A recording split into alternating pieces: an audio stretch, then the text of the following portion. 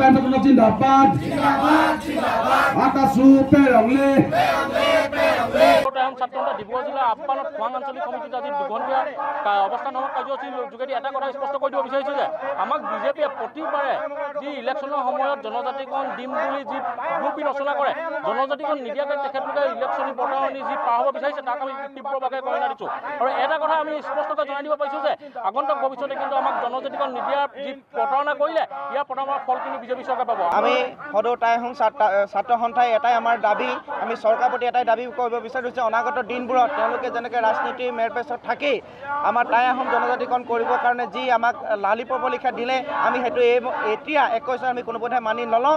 তেওঁলোকে যি আমাক কথা দিছিলে যে 6 মাহৰ পিছতে টাই আহোম জাতিটোক জনজাতিকৰণ কৰিম বুলি যি প্ৰতিশ্ৰুতি দিছিলে সেই প্ৰতিশ্ৰুতি আজিলৈকে ফলপ্ৰসূ হোৱা নাই। তাৰ মাজতে তেওঁলোকে কিছুমান আবুৱা ভৰা বুলি ক'লেও বেয়া নহয়, যিহেতু 250 কোটি টকীয়া এটা যে পেকেজ ঘোষণা কৰিছিল উন্নয়ন পৰিষদৰ কাৰণে সেইটো আজিলৈকে কাৰ্য কৰিব পৰা নাই। বৰ্তমান তেওঁলোকে আৰু এটা ঘোষণা কৰিছে যে মেডিকেলত আমাৰ টাই আহোম জনজাতীয় 5টাকৈ চিট ৰাখিম, কিন্তু কিমান সঁচা কিমান মিছা আমি ক'ব নোৱাৰোঁ। গতিকে যদিহে তেওঁলোকে 6 মাহৰ সমস্যাটোৱে আজিলৈকে শেষ কৰিব নোৱাৰিলে, তাৰ পিছতো তেওঁলোকে কৈ আছে যে আমি এইবাৰ আপোনালোকক মানে এই পেকেজবিলাক ঘোষণা কৰিছে আমি কৰি দিম, হ'ব আমি কিন্তু মানি নলওঁ। তাৰ 21ত আমি সম্পূৰ্ণৰূপে টাই আহোম জনজাতিটোৱে আমি প্ৰত্যুত্তৰ দিবলৈ এবাৰ আমি সংকল্পবদ্ধ হৈছোঁ। আৰু তাৰ আগতে যদি আমাক কৰি যায় 21 যদি কৰি যায় তেতিয়াহ'লে আমি সম্পূৰ্ণৰূপে তেওঁলোকক সহযোগ জনাম। এই আমাৰ আহ্বান যে চৰকাৰৰ প্ৰতি কি ধৰণে আমাক কৰিব পাৰে, অতি শীঘ্ৰে আমাক জনজাতিকৰণ কৰক। আৰু বাকী আমাক ক'বলগীয়া একো নাই, আমাক জনজাতিকৰণ প্ৰথম লাগে, তাৰপিছতে বাকী চিন্তা।